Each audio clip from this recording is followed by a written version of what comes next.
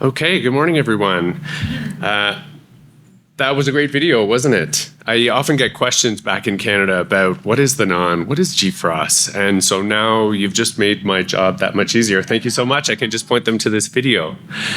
My name is Brodie Berrigan. I am the Director of Government Relations and Farm Policy with the Canadian Federation of Agriculture. We're Canada's largest general farm organization, representing over 190,000 farmers and farm families across Canada. I'm also a Canadian representative on the NAAAN Steering Committee and have the very great pleasure today of being here to introduce our first panel for the conference. The focus of this panel will be to discuss a number of issues. First, challenges and opportunities related to agricultural extension and rural advisory services across North America. A little bit about what each country is doing to support the next generation of leaders, which we've heard today is such a critical part of the work of GFRAS and NAAAN, of course. And then a little bit more about the NAAAN, including our objectives over the coming years. To help us navigate this panel discussion, we're very lucky to have Tony Frank, Chancellor of the Colorado State University System and Chair of the NAAAN Steering Committee. I realize you've had a number of folks up here this morning, and I'm sure we're all anxious to get on with it. So I'd say let's just do that. Let's get on with it. Norma was already here introducing our VIPs, who are also our key panel members here this morning. But I'd like to take this opportunity to introduce Kathleen Donohue, our Assistant Deputy Minister of International Affairs Branch at Agriculture and Agri-Food Canada. Salvador Fernandez Rivera, General Coordinator of Rural Development, Secretariat of Agriculture and Rural Development in Mexico. And of course, Sanah Baig, Deputy Undersecretary of Research, Education and Economics with the USDA. Welcome. So with that, I think we'll hand it over to you, Tony. Best of luck. Thanks, Brodie. Welcome, everyone. It's quite a view from here to look out across all of you who have come so far to be at this meeting, and I hope that many of you will have a chance to look around these rooms and see that. On behalf of the NAAAN and our steering committee and GFRAS as a whole, welcome. We couldn't be more pleased that you all are here. Carrie, who is in charge, really, of this meeting, had asked me to start out with a few reflections on how the NAAAN sort of came to be. And it does seem like just yesterday I was in D.C. It was near the end of President Obama's administration. Then Secretary Vilsack was asking me to meet with this woman named Carrie, who he said, I think you'll find she has some ideas. I think that was a little bit like saying you might find that some days in August it's hot in Washington, D.C. Carrie has had a tremendous number of ideas, and before long, she was working here. The idea to compete to help set up a North American Agricultural Advisory Network, the idea to host it, how to put a secretariat together. Before you knew it, I was signing paperwork and getting to know my colleagues from Canada and Mexico and the United States, and we were getting busy on some really important work. And that's, I think it shows when you're working on something that is as important as this meeting is, and we'll talk about it more tomorrow, but creating the next generation of leadership, I can't think of a topic that's more important than that. But when you're setting something up that's going to be part of a really important topic, time really does fly by. And here we are at this point hosting this meeting, and again, welcome, we're very proud. I was also asked to share a little bit on why CSU was interested in hosting the NAAAN, and I guess I don't think that's a very complicated answer, right? I think for most of us, the issue of feeding the world, remember when we used to put numbers, population numbers, how are we going to feed so many people, and those numbers kept changing, and we were always struggling to remember what the latest number was. To feed the world, and whatever the world's population will be, is really hard. It's an incredibly important task. I think every university that has an agricultural college understands that importance. I think all our partners in the private sector clearly understand it. I think every state and provincial Department of Agriculture gets it. I think every Department or Ministry of Agriculture at the nation-state level understands that importance. And yet, despite all that understanding, accomplishing that goal is too much for any one of us, or any two of us, or any three of us. Indeed, I would suggest that as hard as this goal will be to accomplish, and you heard Carl talk about that in his opening remarks, with wars, with climate change, with social issues that distract us and cause us to stumble in our progress toward our goals. With all of those things in place, accomplishing that goal will take all of us working together. And more than all of us, it's going to take the next generation, right? And that's why I believe the topic of this meeting is so important. This is one of those moments in time when we all turn to the next generation, and universities are good at this. We do it every year at commencement. We turn to the next generation and we say, come on in, it's your turn. We need your energy, your ideas, your passion. We know as adults that what we actually mean by that is we're terrified. We have left you some really heavy lifting to do. We're smart, we tried hard, and some of these things, we're not sure how to solve them. But I would suggest to you that in the history of human civilization, progress around great global challenges has always been made by each generation turning to the next, asking for their help, and human creativity making progress.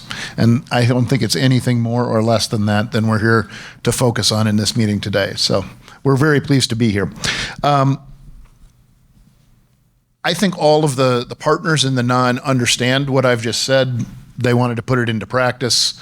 That's why we're here today with this panel. So let's go ahead and get started. What we want to do is explore the interplay of the NAAAN and its initial work schedule with all of the work that these countries already had ongoing. As you would expect, if you look across the United States, Canada, Mexico, it wasn't as if these three countries didn't understand this issue individually. It wasn't as if they weren't already working on it.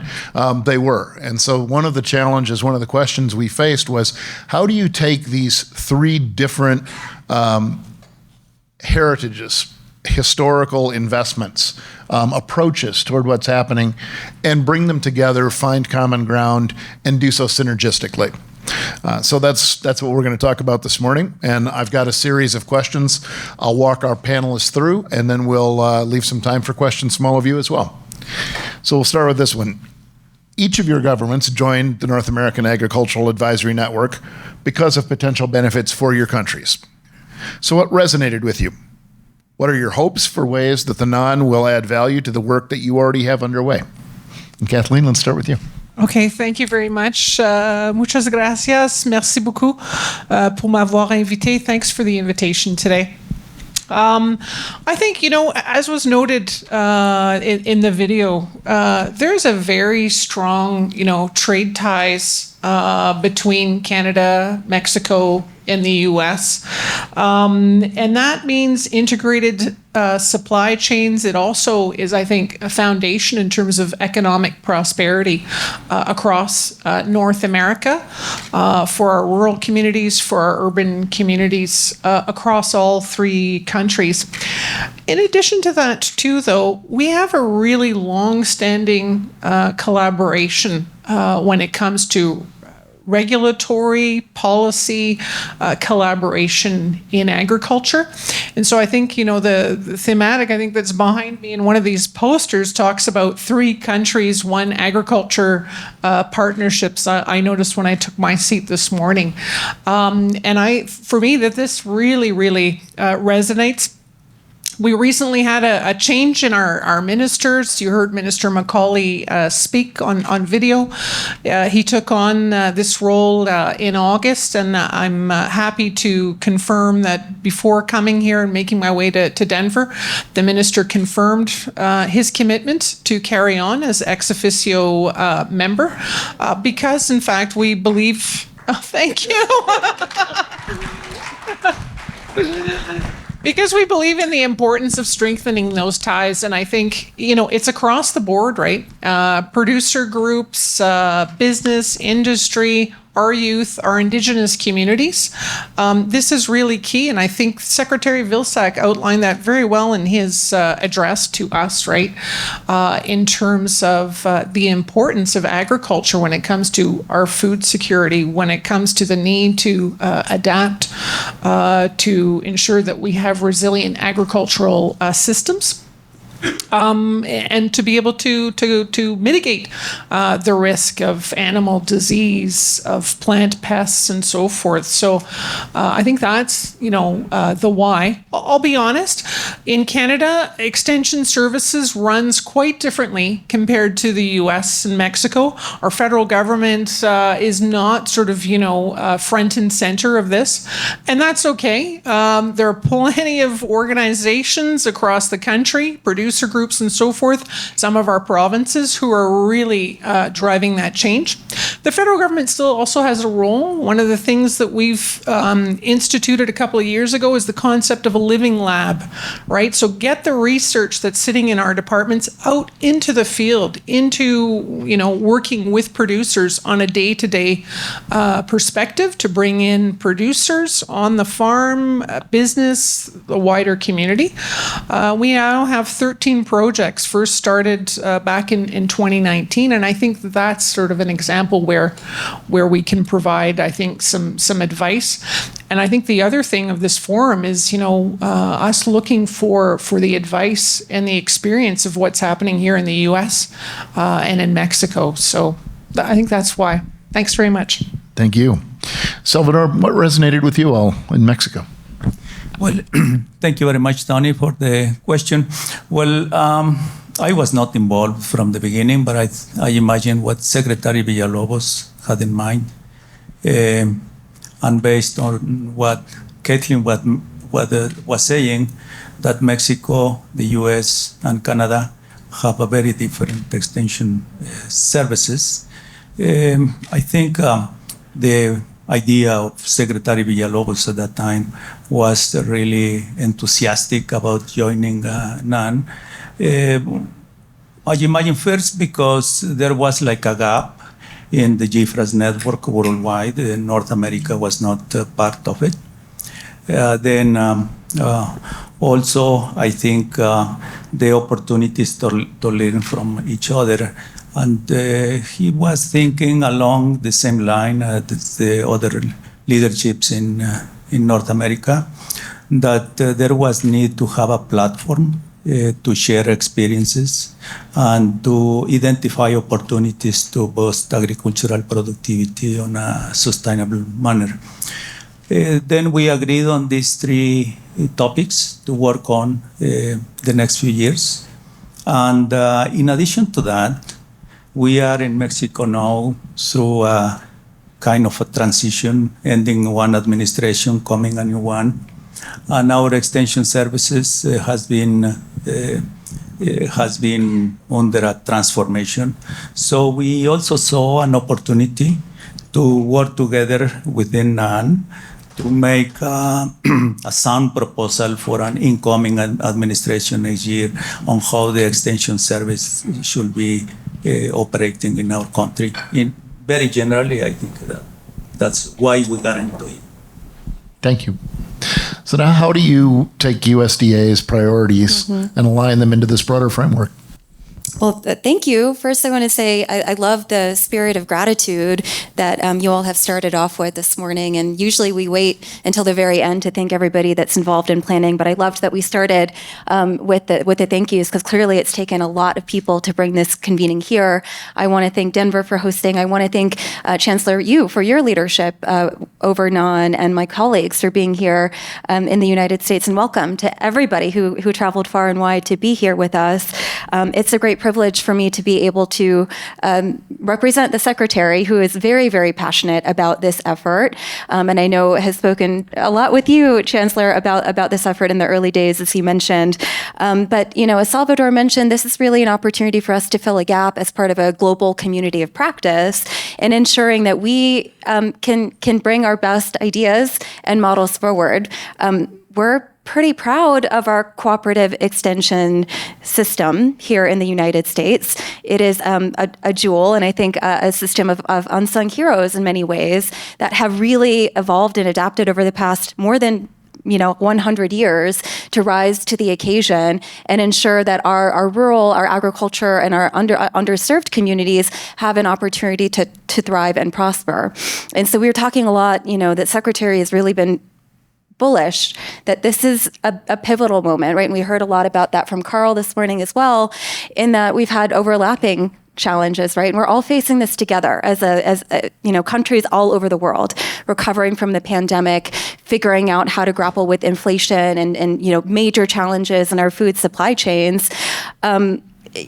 We also recognize that in the United States, we have more to do. And we built, and the Secretary says it very clearly, we built a very, very effective and productive agricultural system here in the United States over the past 70 years.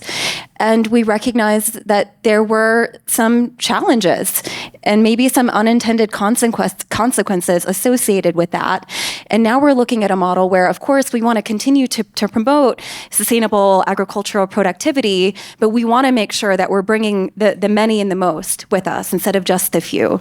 And that is the role really that Extension plays and is poised to play in really thinking about, when I think about our Extension service here in the United States, we're privileged. We're so lucky to have such a strong system of land-grant universities, 112 of them, including 19 1890s, so historically Black land-grant universities, and then 33 tribal colleges and universities under that system. And a big focus has been really across the board, how do we bring information, knowledge, technology, and make sure that those producers, really in really a lot of unserved, in many cases, but definitely historically underserved communities, can benefit from the network of extensions. So our 1890s, 1994 partners are so key to that.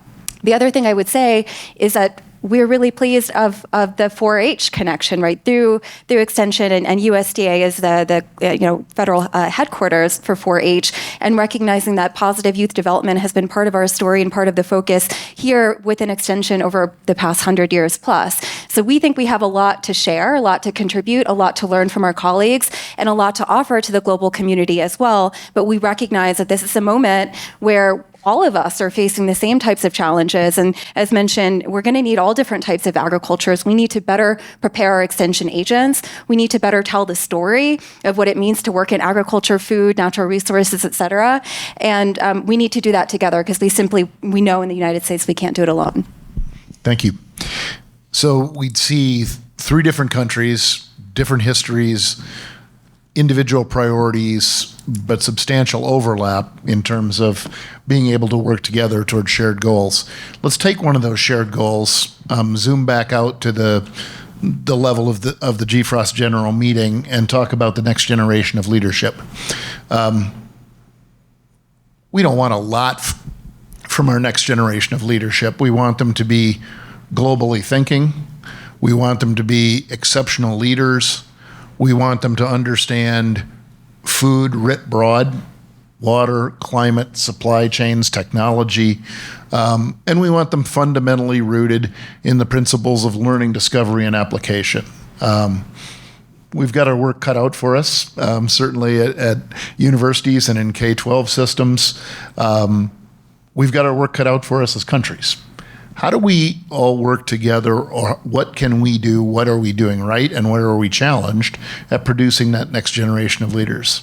Sanah, let's stay with you. Sure, I'm happy to kick it off. This is something that, in fact, last week the Secretary was with us and spoke at a convening of Next Gen project directors, and I'll talk about that program in a moment. But I do want to say that I think across North America we're facing similar. We need to talk about the why, right? And looking at the 2017 Ag Census, overseen by the U.S. Department of Agriculture and NAAS, we know that producers, the average age is over 57 years old of producers just in the United States. right? We know that over 1/3 of those producers are 65 years and older. So we have a hugely aging workforce that we know we need to build the bench for. At USDA, within my own mission area, which is the scientific enterprise of the department, we have 4 scientific agencies and our office of this chief scientist, so about 10,000 people strong.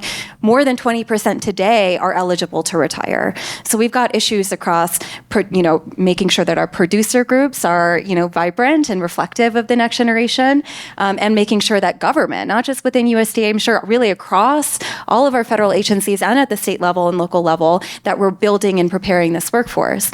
We were blessed through Congress and under the leadership of President Biden in having 3 major pieces of legislation that came down that USDA has played a huge role in implementing. Through one of them, the American Rescue Plan, as amended by the Inflation Reduction Act, we were able to launch a program called the Next Gen Program. It's actually a much longer title, From Learning to Leading, Cultivating the Next Generation of Diverse Agriculture Professionals. You see why we call it Next Gen. This was more than $250 million investment for the first time ever in really our minority serving institutions. The 1890s, 1994s I talked about, our Hispanic serving institutions, our community colleges, our Alaska Native Hawaiian serving institutions, recognizing that we have a long history, particularly through NIFA, and I want to thank my NIFA team for being here and their strong support of supporting workforce development, providing opportunities. But we built this program recognizing that we needed to create, much like we are here, a community of practice and a cohort across different institution types and really reach students that would never have had an opportunity likely to get paid internships and scholarships, paid and really meaningful and enriching experiential learning opportunities, job matching, understanding of what opportunities are available not only within the private sector, but again, within federal government, and really ensuring that the last shall be first in many ways, and importantly, making sure that our future workforce reflects the beauty and the diversity of the communities that we serve, right? We know that we haven't done the best job of that at the Department of Agriculture. So we created this program that was launched in June, run by the National Institute of Food and Agriculture, to really create this community of practice in this cohort. These are 33 projects across the United States that are really leaning in to help train soil scientists, pollinators, agricultural scientists. It's really a broad and exciting program. And I think, I think about it, and I loved that question of who is, the emerging leaders in the room, who's under 40. I'm honored. I'm grateful to get to stand up, right, to be a part of that. And representation matters a lot too, right? We know that historically, particularly within USDA, we want to reach young people, but maybe they don't really, that message is not resonating because the folks that we have are not really representative of their experiences and their backgrounds. So I want to thank the Secretary for being so intentional about building the most diverse, in all types of ways, appointee team, leadership team at USDA that we've ever had in the history of this country. We built and supported an equity commission that also allowed us to say, you know what, we don't just value equity and justice and opportunity. We're actually going to appoint, and thanks to funding through Congress, a whole independent body that will take a look at where discrimination is baked into our systems and policies, right?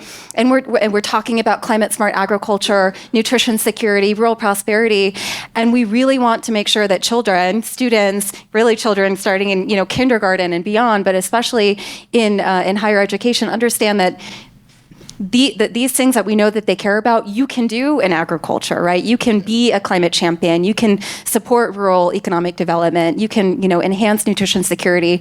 So I think the Next Gen program is one of a constellation of different youth development programs that we have, and in partnership with 4-H and FFA, to really say we're doing things differently, and we're going to begin starting now a new storytelling effort as well, which is actually pretty unique for the Department of Agriculture. We've hired a PR firm and partners that we're bringing on to build a student-centered and student-focused campaign so that we can go to our Next Gen partners and say, we want to make sure that that students are talking to each other, right? Because they're the only ones that really can influence each other and help them showcase that careers in agriculture are cool, they're cutting edge, they're impactful, and they're driven by these values, I think, that the younger generation share. So it's just one new kind of, startup program that I think we have a lot of opportunity to share kind of learnings as this project gets underway over the next 5 years, and recognize that I know that Canada and Mexico are doing some really, really innovative things as well.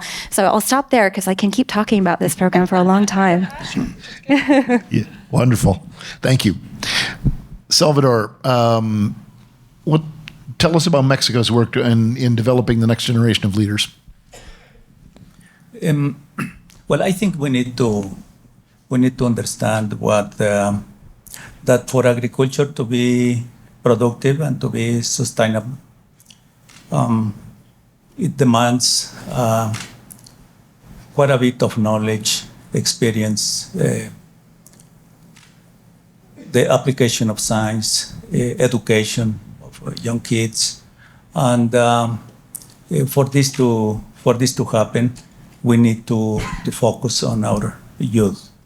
I think we need to understand better what are their aspirations, what they have in mind. We have a process in Mexico where the youth are migrating to the urban or to other countries here to the U.S. And so we need to find a way for them to come back. And I think the response is education, agricultural education, involvement in science, extension, innovation in general. So we feel that the focus will be around that, together with finding incentives for them to come back and get more involved in agriculture. I think very briefly that's what we are seeing in our country. Thank you. Kathleen? Thanks. Yeah, I think, we have very similar challenges, and I would say the data is probably very similar. If you plotted them along our three countries, you'd probably see similar findings, right? Very low youth involvement. I think it's around 8.6, very, very low visible minority involvement in agriculture. Farm operators that are visible minorities only represent about 4%. So I think one of the unique features that we have embarked on a few years back was the creation of a Canadian Agriculture Youth Council. This is something that the Minister of Agriculture kicked off in 2019. We did a complete rethink of our sector engagement tables, which were essentially groups that we consulted with that were largely along commodity lines. Livestock, you think of grains and oil seeds, that kind of thing. So in 2019, the minister kicked off this Canadian Advisory Youth Council. And, that council has been really instrumental in terms of providing the minister and the department with advice on some of our key sort of, policy pieces. Sustainable agriculture strategy being one of them, a labor strategy being another, food policy in Canada. And, far be it for me to talk about sort of, what we need to do to build the next generation of agriculture. I'm not in that under 40 club, but I think the great thing is that here today, 3 members of our Canadian Agriculture Youth Council are here joining me here today. And so that's Melanick, Sarah, and Andrea. And if you're in the room, please stand up. I'd also point out that Kalisha is also here, who is a former member. And who's...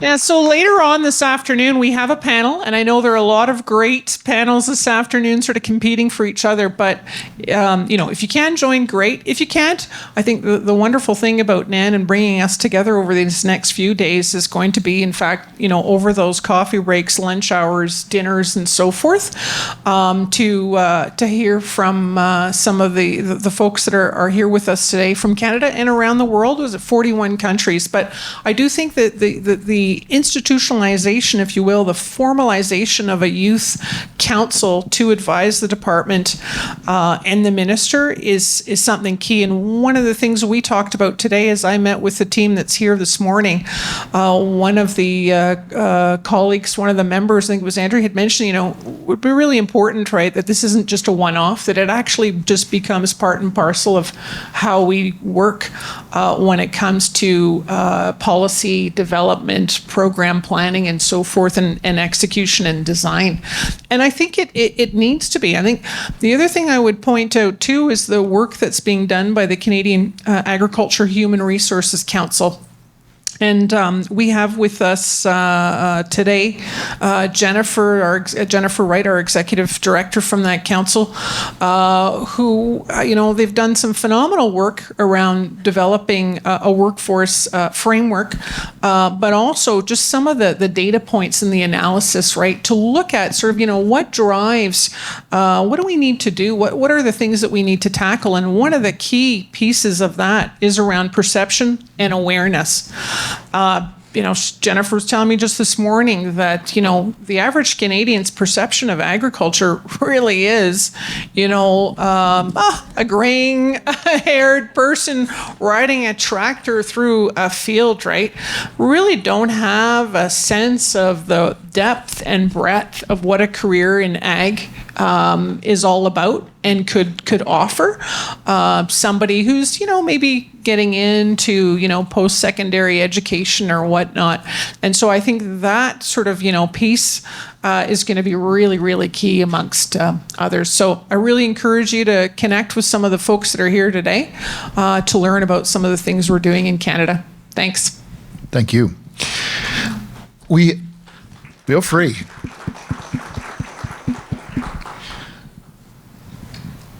We all understand the importance of leadership. We just talked about that. And yet that's one of the 3 work plans that the NAAAN has focused on. The other 2 being smaller, more manageable projects like biodefense and climate. Critical issues. Yeah, critical issues, clearly. Salvador, let's start with you. How do we tackle issues like that?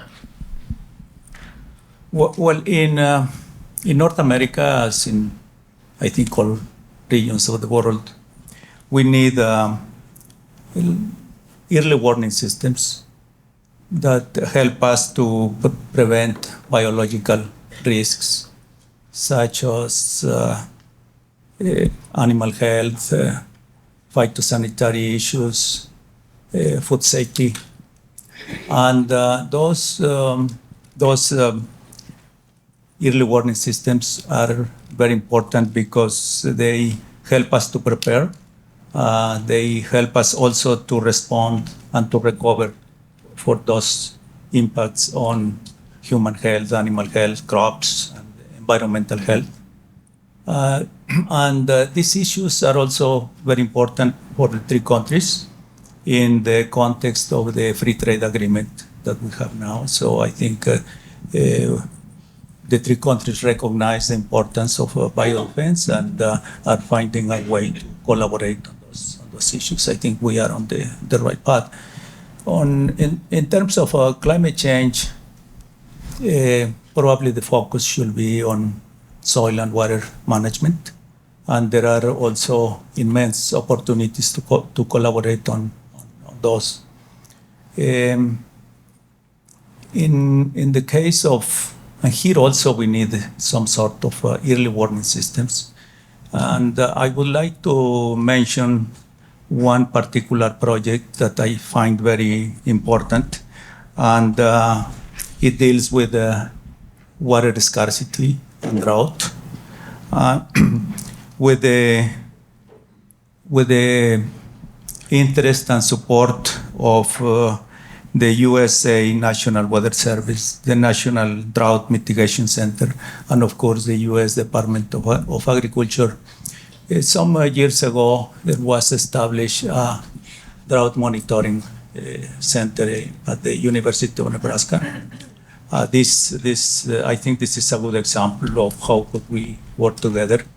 This center monitors the the drought risks in the three countries and offers us an opportunity to work together and address drought. Drought is becoming more and more important over the last few years, I think, and in particular this year in Mexico and the US, probably less in Canada. But we have been under intense drought. So I think this is an issue that probably we could work in the context of NAAAN. Very good. Thank you. Kathleen? Thank you. I think, one of the central pieces, well, first of all, I mean, obviously the three themes resonate with the priorities of the Canadian government, and I would say the larger, farming community across Canada. There's no doubt about it. But I think one of the key pieces is around, creating spaces to convene, to be able to,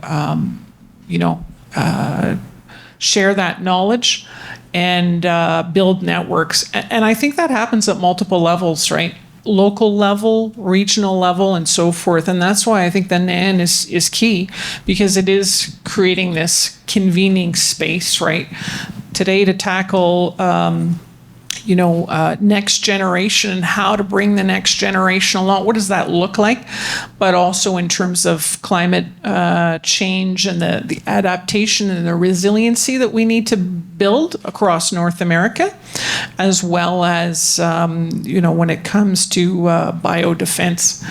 The good thing is, I think we've got a long collaboration. I think this past year, all three countries have been dealing over the past year with highly pathogenic avian influenza. And I know at the government level, we've had some great collaboration between all three of our governments, right, to share and understand what's happening and look at disease management. We're also doing some really good work around African swine fever in terms of preventative measures and understanding this disease and best practices. And this is, I think, something that I think resonates, right? Because as Sykes was on the video, when it comes to pest management, when it comes to animal health, they don't know borders, nor do floods and so forth. And so I think that the convening power that NAAAN brings to the table is in fact very powerful. Thanks. Thank you. Sanah? Yeah, no, I definitely resonate with everything that Salvador and Kathleen had shared, and certainly I think we have an opportunity, again, going back to our extension system here in the United States. I want to highlight that they have been leaders on the forefront, and especially the past couple of years, right, partnering with USDA and others on things like rural vaccine education during the COVID pandemic, right? Really supporting soil health and regenerative practices through NRCS and that partnership, and supporting things like organic transition. And so we've seen that system and that model, again, working through the land grant universities, working with our county-based partners and state and USDA, really rise up and be able to really take our most promising practices and understanding of diseases as well as opportunities, and be really proactive in those communities.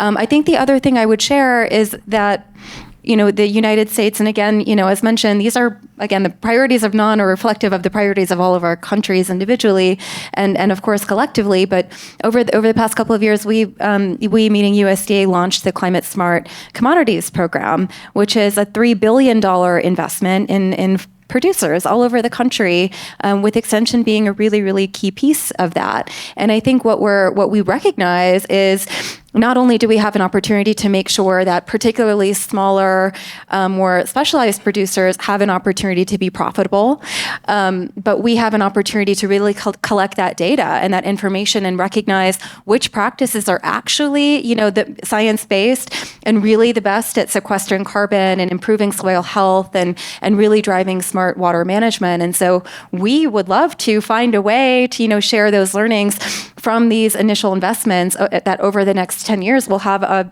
really rich opportunity to share what's working, what is really data driven and what might not be, right? And then 150 or so different projects currently involved in the climate smart ag commodities, I think there can be training cohorts and opportunities for exchanges for those groups to really come together and make sure that we're sharing all of that information and making sure that people are not trying to recreate things that we know don't work across the continent. So again, just so many different opportunities that I think we've invested in, and we've been lucky with these 3 big pieces of legislation I was talking about. But the last thing I do want to say quickly is we've also been taking a much more holistic approach to extension outreach technical assistance. So through NIFA, through USDA, and really a series of cooperator organizations, we've been investing in community-based organizations, $100 million over the past 2 years to give money to groups like the National Young Farmers Coalition, the Black Growers Council, the International Refugee Committee, because we recognize that these are also really, really trusted partners that, again, have the trust of those specific underserved communities and, hard to reach communities. And they are doing incredible work to connect, what can be communities that might not have a lot of trust with government, right? Or even extension or universities, to get them to understand what opportunities and resources are available to them. So we're taking a really broad and holistic view of how we're thinking about partnerships, extension, outreach, and technical assistance. And cooperative extension is really key to that. But we've made some pretty, I think, unique investments over the past couple of years that it's worth sharing through NAAAN. Thank you. Our 3 panelists have provided us with great meat on the bone of those questions.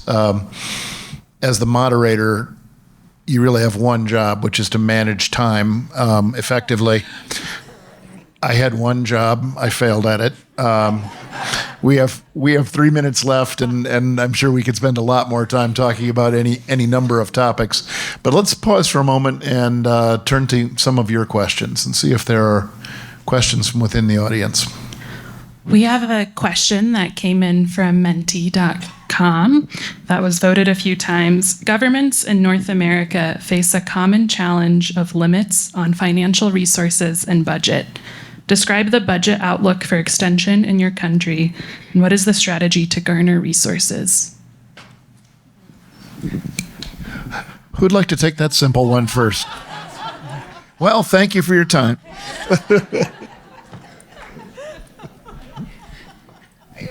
Maybe I can start and just say, of course, we mentioned we have a pretty complex and unique system for cooperative extension in the United States. And I want to, thank state leadership and county leadership for providing really a bulk of the funding for extension. The federal share, I know that there's been reports about kind of that maybe decline over time.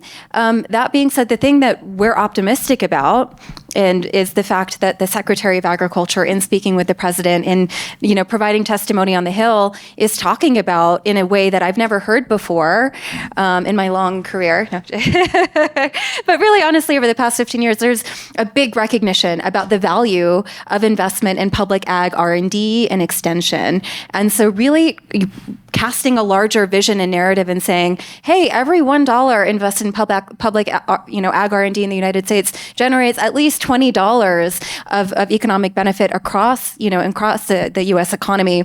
And so we have a storytelling mission, right? We have a huge opportunity to educate Congress about this success, about the impacts. And so I think it's a long-term strategy to make sure that we can build the pie over the future. And then, of course, we appreciate our colleagues at APLU and beyond and really being key voices in front of Congress as they write the next Farm Bill, which I think also presents a huge opportunity. Anyone else want to share perspectives? Yeah, happy to. I think, Canada, the context is a little bit different. Agriculture is a shared jurisdiction between the federal government and our provinces and territories, and it's guided by a 5-year framework. So we just launched the latest framework this past year in the springtime. It's called the Sustainable Canadian Agricultural Partnership. And in there's quite a bit of flexibility. And actually, later this week on Thursday, one of our delegates, Magali Denormier from the Union des Producteurs d'Agriculture, so that's our farmer organization based in the province of Quebec. And she's going to talk a little bit about the extension services that are run in Quebec. And that's funded by, joint federal provincial funding through that Sustainable Canadian agriculture partnership. So it is a bit of a, a different, situation across the country. And that's really because there's the philosophy is around, taking that regional lens. We do have different, agroclimatic conditions and so forth across the country. And so, the best approach really, and the philosophy is around taking that regional approach. But if you want to learn more about how extension is done in different parts of the country, maybe go to Thursday's event that Magali will be speaking at. Thanks. Thank you. Salvador, would you like to wrap us up? Yeah, I have about 50 seconds, but I think that's counting up, unfortunately. well, that's a tough question. I don't think I could have an answer for it on what is the budget and those kind of things. What I could tell you is that our extension service in Mexico has been under a transformation over the last few years.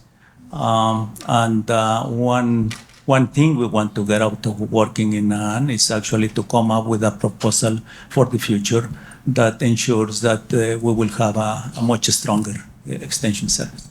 Very good. A lot happening, some great ideas. We'll look forward to hearing more as the rest of this meeting goes on. Join me in thanking our panelists. Thank you.